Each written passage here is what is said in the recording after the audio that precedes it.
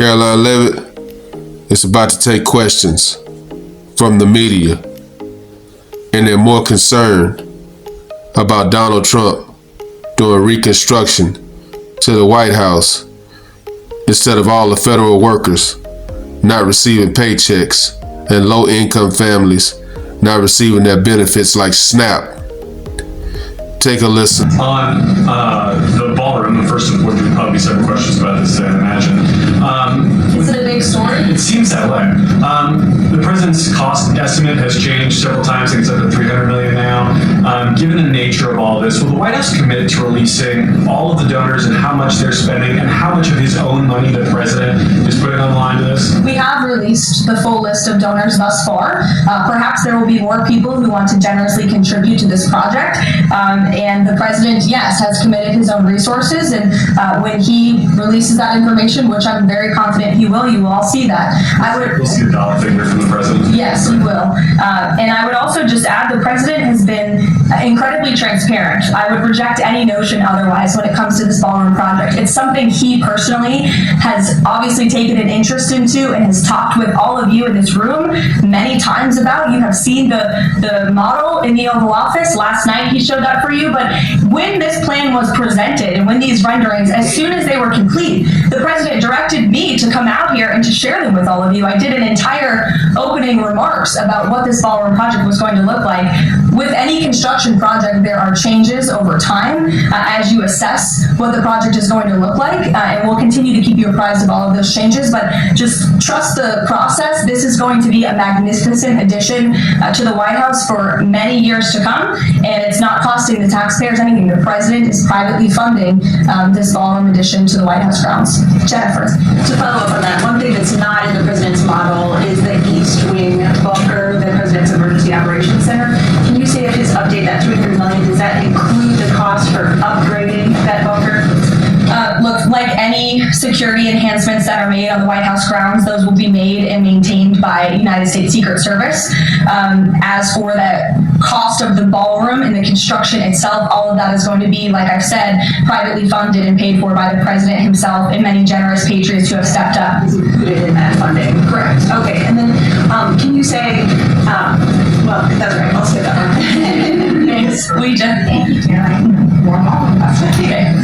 So the White House has explained that the reason you didn't submit construction plans to the NCPC is because that commission, along with others, don't have oversight over demolitions, but only over construction. And so far, you haven't built anything. So can you help us understand, can the president tear down anything he wants without oversight? Can he demolish this building or say the Jefferson Memorial? So it's not the president who came up with that legal opinion himself. That's a legal opinion that's been held by the NCPC for many years. It's written, so we can get you that background and that research if you wish to include it in your reporting, because it is very important. They have ruled consistently, their general counsel has said, when it comes to phase one of this project, the tearing down of the current East Wing structure, a submission is not required legally for that. Only for vertical construction will a submission be required, and that's a legal opinion from them, and we are following that legal opinion. And again, I would just add, can any president do such a thing to the White House grounds? There have been many presidents in the past who have made their mark on this beautiful White House complex. This briefing room, as you all know, was not once a briefing room, it was a swimming pool. There have been presidents who have completely torn down the executive mansion. If you look at what President Truman did, some of the photos of the construction project that took place in those years, I think sitting here today, we're all grateful for those efforts and the modifications that happened at that time. And again, in due time, the East Wing is going to be more beautiful and modern than ever before. And in addition, there will be a big, beautiful ballroom that can hold big parties and state visits for generations to come. So it sounds like the answer is yes, he can tear down whatever he wants. And then secondly, I mean, that's not what we're saying. That's a legal opinion that's been held for many years. No, it's something that presidents have done for years and years. In fact, I have some photos here. Thank you, Pat, to show you the construction that's taken place on the White House grounds. This is the construction of the West Wing in 1902. Look at this, the construction of the West Terrace in 1902. These images look quite similar to what you and the American people are seeing today, the construction of the East Terrace as well. Look at the construction of the West mentioned in 1934. So look, this is a legal opinion that's been held for many years. Look at this is 1950. That looks a lot like what we're seeing today. Can he demolish anything he wants? What do you think that rubble is? How did that rubble get there? Right, so I'm asking. Caroline told her, what do you think this rumble is? Caroline, look, I had enough of this lady. All right, let's move on from her. Go ahead.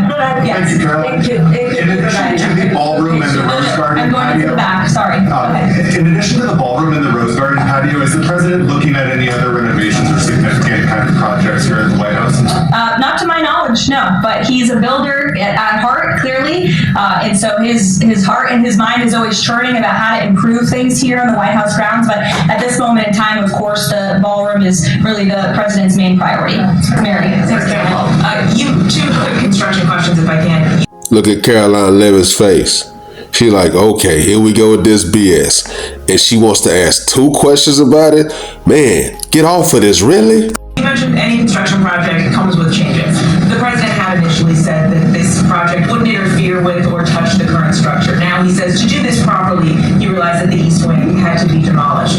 This is the people's house. Why not inform the public of that change and when it was decided that the East Wing would have to be demolished? Look, again, with any construction project, changes come, and we have informed all of you. We've been keeping you apprised of this project. We've shown you the renderings. If you look at the renderings, it's very clear the East Wing was going to be modernized. In fact, I said that in the briefing when we initially introduced this plan to all of you and to the public. But the East is tearing down well, again, the plans changed when the president heard counsel from the architects and the construction companies who said that in order for this East Wing to be modern and beautiful for many, many years to come, for it to be a truly strong and stable structure, this phase 1 that we're now in was necessary. And the president wants to do right by the people's house. And so that's exactly what he's doing. It's going to be, again, like I said, much more stable, strong, secure, and more beautiful than ever once it's complete. Where will those be? The First Lady's offices, the Social Secretary's office,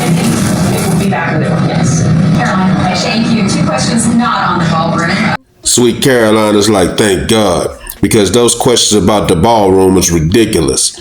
Let's move on, please. 2 quick questions. Back to the ballroom. It is a very spectacular ballroom according to the renderings, and if it's half as nice as the one in Mar-a-Lago, then future presidents are really going to appreciate it. They will. Jake, First of all, is there like an official name? Like, are we calling it the Trump Ballroom, or does the president have a vision for what the name of the ballroom is going to be? There will be an official name. I will let the president announce that once he firmly decides on it.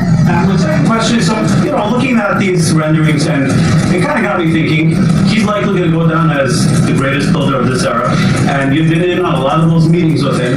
Has, to your knowledge, has the subject of rebuilding the Holy Temple in Jerusalem come up? It has not. No. It has not.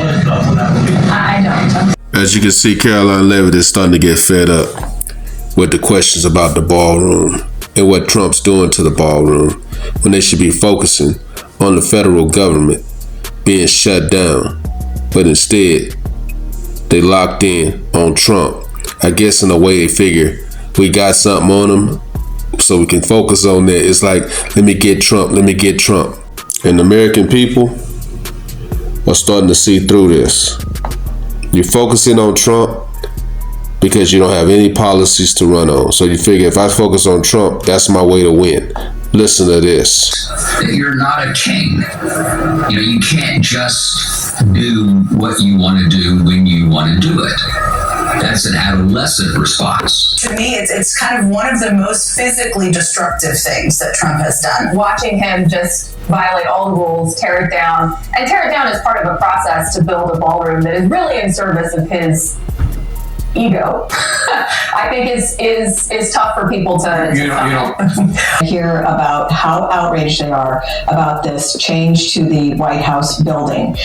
In part because we've seen so many changes to White House buildings over the years, and we never saw this type of reaction. I mean, we've built balconies, we've built swimming pools, we've built a press room instead of a swimming pool, basketball courts, just all sorts of changes. I mean, the building sometimes changes, and they've been currently holding events at the cost of millions of dollars by they erect tents on the outside of the White House. So it seems like this is the type of improvement or remodel that would serve not just President Trump, but all future presidents. I'm sure they will all benefit from this. And it's just a very weird thing to see the hysteria. Democrats are focusing on what Donald Trump is doing to the White House when they should be focusing on the people out there suffering. What do you think about that, Fetterman? Well, I mean, it's not a choice I would have made, but I don't think it's going to be like a Independence Day kind of movie scene there, you know what I mean?